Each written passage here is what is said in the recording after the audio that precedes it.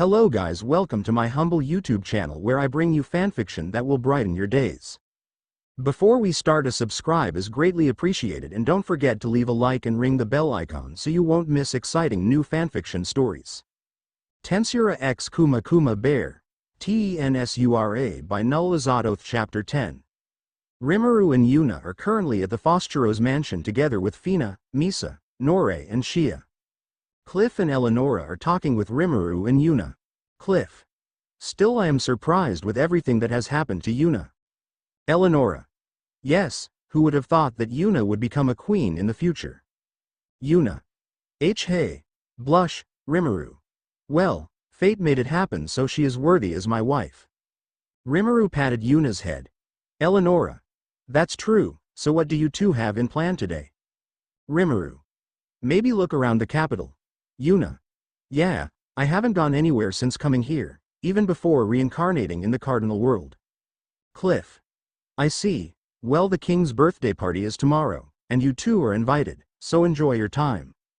Yuna: well, I do plan to take Fina with me. Fina: but aren't you and Rimuru ni going to go on a date? Shuri has started calling Rimuru ni her big brother after learning of their relationship. Rimuru: it's fine, I don't have a problem with it. Hearing this, Fina accepted to go around the capital with the two. Rimuru patted Fina's head with Yuna on Rimuru's side. Cliff, Eleonora, Misa, Nore and Shia, seeing this, thought they looked like a family. Meanwhile, Gruzum: why, I was so close. King Ferret: yes you were, but sadly you faced beings that you shouldn't have. You're lucky enough to not have angered him. Gruzum: you. Elnart: enough. Gruzum, for attempting to attack the capital, you were given the death sentence. This was supposed to be done in public, but it wouldn't be a good show for children. King Ferret: yes indeed, my son the crowned prince and my successor, has given his verdict. You shall be executed. Gruzum: curse you. And Gruzum, the former magician of the Elfinica kingdom, has been executed. Elnart: so father, did you hear the incident the other day?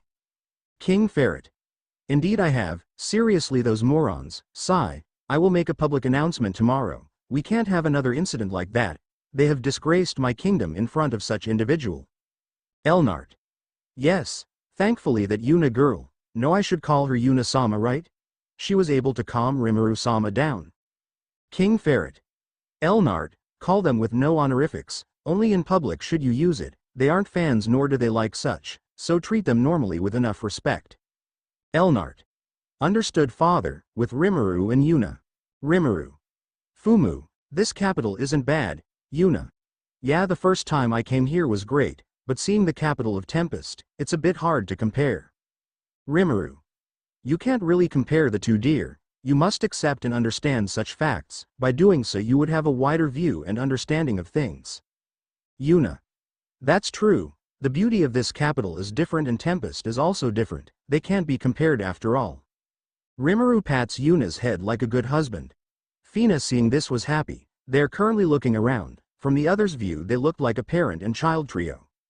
Some were able to know who Yuna and Rimuru were and admired them. Some even misunderstood that Fina was their child.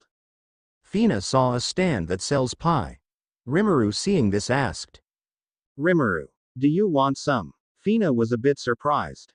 Fina: no I. Rimuru: it's all right. No need to hesitate, just ask if you want. Rimuru assured her. Fina, hearing this, nods a little. Seeing this, Rimuru smiled, then went to the stand with Yuna and Fina. Seller: customer, what can I help you with? Rimuru: can I ask what flavored pie do you have?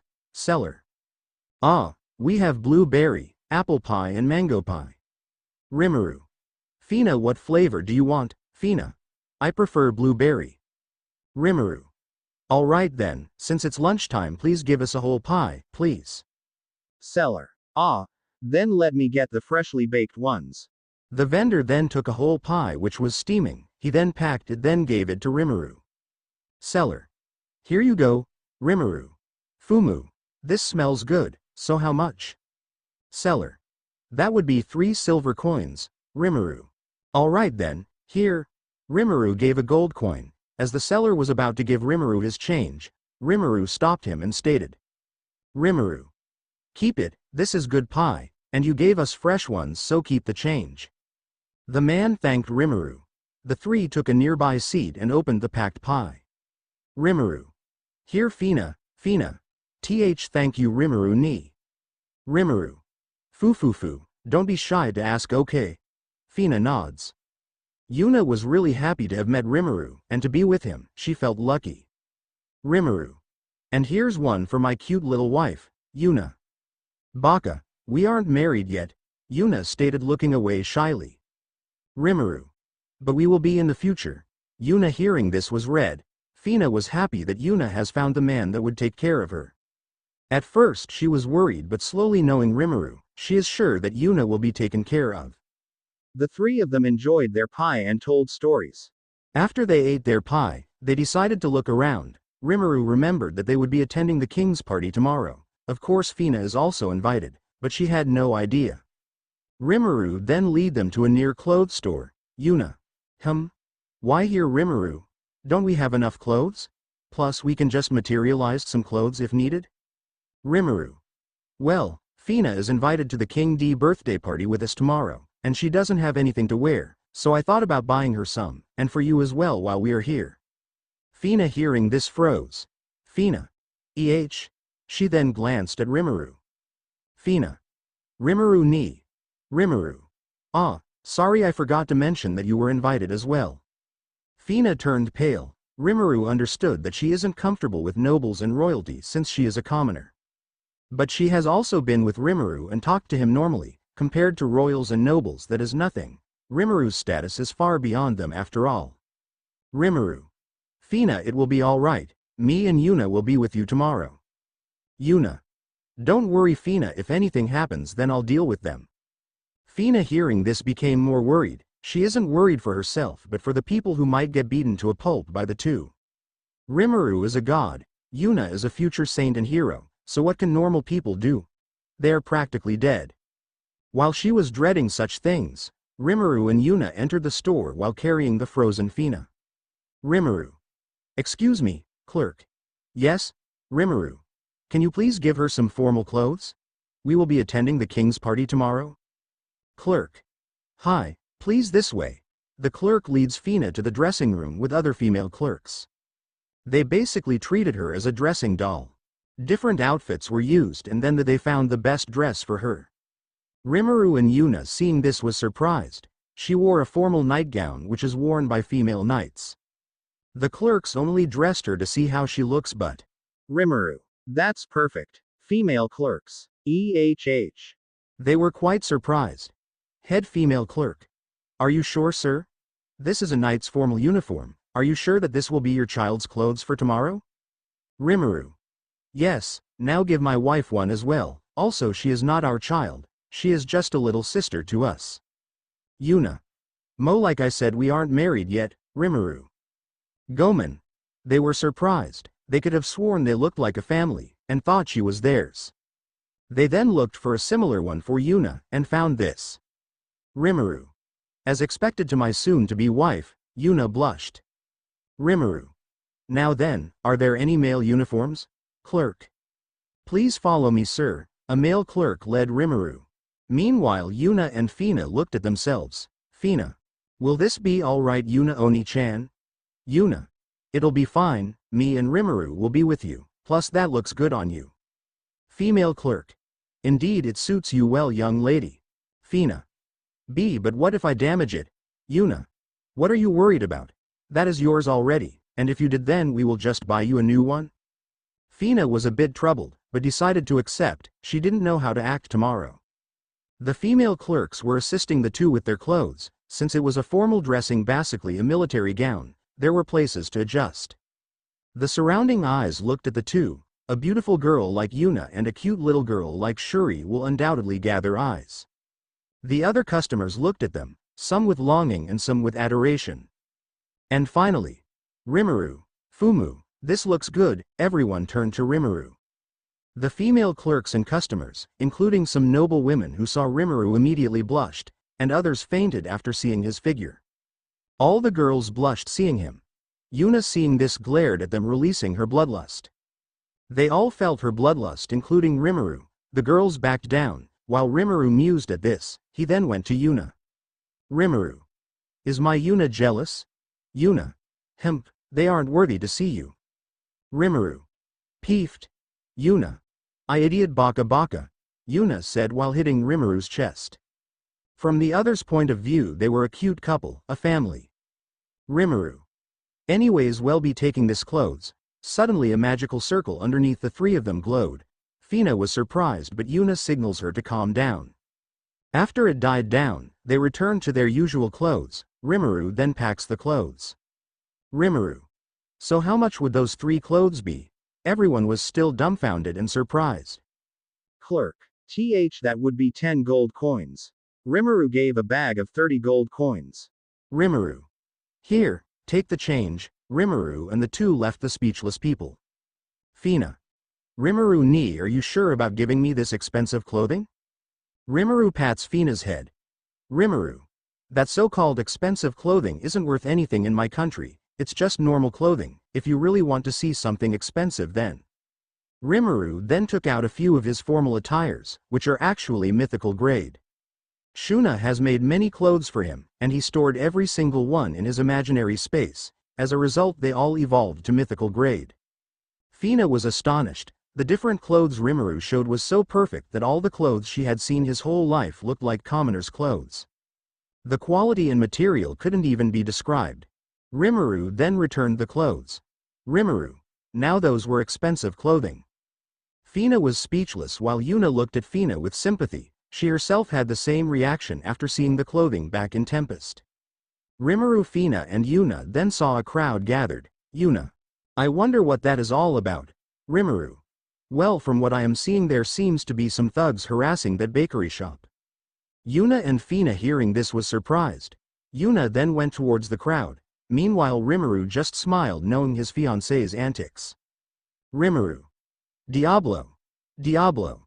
Hi my lord. Fina was a bit startled, but after seeing Diablo she calmed down. She had seen him a few times. Rimuru. Guard Fina for me. Diablo. It shall be done. Diablo then positioned himself behind Fina. Rimuru followed Yuna. Break. The shop was being wrecked and a child that seemed to be around 15 to 16 years old with her mother who looked like in her 30s was being harassed by some thugs. Thug. If you can't pay your debt, then let us get our way with her. The thug said as he tried to pull the daughter away from her mother. Daughter. Stop it, mother. Stop, thug. Huh? Don't you understand that you need to pay your debt, you old whore? The thug was about to punch the mother when, crash. The thug was sent towards the wall. Lowlifes. Boss. Yuna. Hurting a mother and child, then trying to sexually harass a minor. You have a death wish? Yuna said as she released her magicules. It was dense but only enough to put pressure in her presence towards the surroundings. Everyone was shaking except for the mother and daughter that were being covered with a barrier. Thug. Ka. Ku. Yubtch. All the thugs attacked Yuna. Yuna. Tch. You piece of shits. Yuna blitz and beat the thugs up. She punched the solar plexus of the big guy, then blocked the punch of another. She then used her momentum to send the big guy towards 3 people. Another tried to slash at her with a sword. She catches the sword with her fingers. Thug 3. Monster. Yuna. What a pathetic man. Yuna applied pressure on her fingers, then broke the sword. Seeing this made everyone dumbfounded and astonished. She held the hand of the man, then brutally broke it, then blitzed towards the others, brutally breaking their arms and legs. Seeing this, the leader was speechless and scared. Everyone was scared, even the mother and child pair couldn't believe their eyes. A young girl like Yuna was brutally beating up this thugs. Her face showed nothing but utter disgust and disdain. She then looks towards the leader who was shaking in fear. Rimuru. Sigh. You went overboard, Yuna. Before Yuna could do anything else, Rimuru was behind her patting her head, which calmed her down. Yuna. I would have ripped that bastard apart. I would tear him up limb to limb. Rimuru calmed her down, then glared at the scared man. Rimuru. Look at you pathetic fools. You dared to stupidly harass this place only to be beaten to a pulp by my cute wife. This statement was humiliating. Rimuru. Get out of our sight. Hearing this, the thugs ran away. Rimuru. Now then. Rimuru then shifted his attention towards the mother and daughter. Seeing Rimuru's glance towards them made them scared. Rimuru. Calm down, we ain't here to harm you. My cute fiancé decided to intervene and help. The two hearing this calmed down. Rimuru. Anyways, let me make this simple. Give up on this shop, you can't save it. Hearing this brought despair to the two. Rimuru. I've already got the gist of it, but you guys have been tricked when buying this lot, didn't you? Sigh. We can save it, yes, but you two wouldn't be able to, so I will give you a chance. How about working for my wife? Dhe could help you with a better place and provide shelter and workplace simultaneously. The bread you make is good and will sell lots. Rimuru glanced at Yuna, who was looking down. She understood Rimuru's words and wanted to help. That's why she immediately glanced at him after she heard the last part of his statement. Daughter. Wait, really? Rimuru. Yes, if you truly wish to continue your business, then work for her. Mother. But why help us? We barely know you, Rimuru.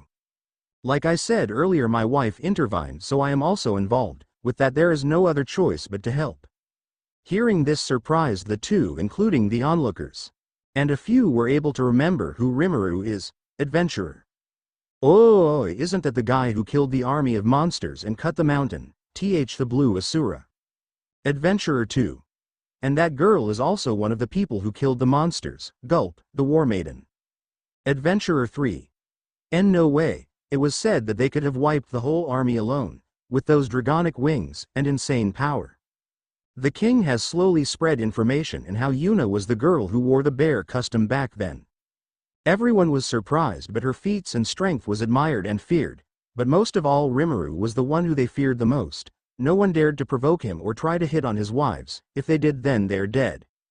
The mother and child who heard the talk were speechless. The two people in front of them are the heroes of their kingdom. Daughter. Will you really help us? Rimuru. Sigh. Yes, anyways, let's go back to our place. Take everything and you think is valuable, anything that you guys have emotional attachment. Leave the other things. You wouldn't need it. We will buy new tools and utensils. The two were surprised but did as they were told. Later on they were inside Yuna's mansion. The two of them were nervous. The place was luxurious. The maids and butlers treated them kindly. After all, they are demon servants under Diablo, who were summoned. The two introduced themselves as Morin and Karen. Morin's husband was in debt when borrowing money. Now that he is gone, Morin is left in debt in her passed away husband's stead. Rimuru. I now understand the situation. Sigh. Diablo. Hi. Rimuru. You know what to do. Morin and Karen were shocked by the demon butler. Diablo disappeared in thin air. Rimuru. Now then, Yuna, how do you plan to do this? Yuna. Fumu, I have planned to make a shop back at Cremonia, so why not have Karen and Morin-san work there? Rimuru. That's a good idea. Yuna then signals the maids and brought out some foods. Yuna. Here, taste these. The two tried each and were amazed. Pudding, pizza and more. Karen. Can we really make this? Yuna. Of course you ca. Yuna was caught off by a shout outside. Get out here, you. Hearing this made both Rimuru and Yuna frown. They know that the greedy pig is here. Both went outside. They saw a fat pig screaming like a pig. Rimuru. What is a pig doing screaming outside? Yuna. Annoying. Huh? Don't you know who I am? Yuna. Rimuru. A pig. Jors. I am Jors merchant. Rimuru. So a toad. Jors. I am a merchant. I heard you beat up my men who were only doing there. Yuna. Didn't know a toad could talk. As a matter of fact, I didn't even know a pig can. Rimuru. Well, Orc's back in Tempest looks better than this. The merchant was fuming. Jors. You bastard, don't you know that you shouldn't be sticking your nose where it shouldn't be? Rimuru. I mean, shouldn't toads only talk with toads? Or you're an intelligent orc?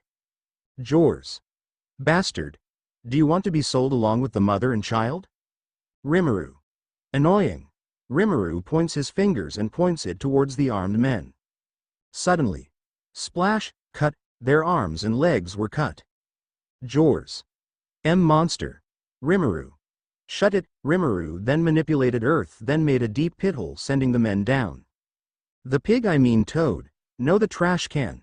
Don't know what to say anyways. He was left in front of the two. Jors. Don't get near. I have connections with the guildmaster. I can even bend him to my will. Sonya. Who? A wild Sonya showed up. Sena. I am the guildmaster Sonya and I don't remember meeting you. Jors. I mean the king. I know the king personally. One word from me and your head will be. King. Who? Yuna. Is he an idiot? King. Using my name to harass my citizens is a crime. Sonya restrained him. Sonya. I guess there is no choice, Jors. Unhand me. Don't you know who I am? Sonya. You're a Sai. Rimuru. So Ferret, why have you come? King Ferret. Well, I wanted to ask Yuna a request. Yuna. Rimuru. Let's talk inside. The king requested for Yuna to make puddings for his party tomorrow. Hearing this made her pale. Preparing 300 puddings isn't possible. Rimuru. Don't worry, I can help you. And just like that, Yuna and Rimuru will prepare pudding for the king's birthday party. Meanwhile, Marin, Karen and Fina were shaking in the presence of royalty.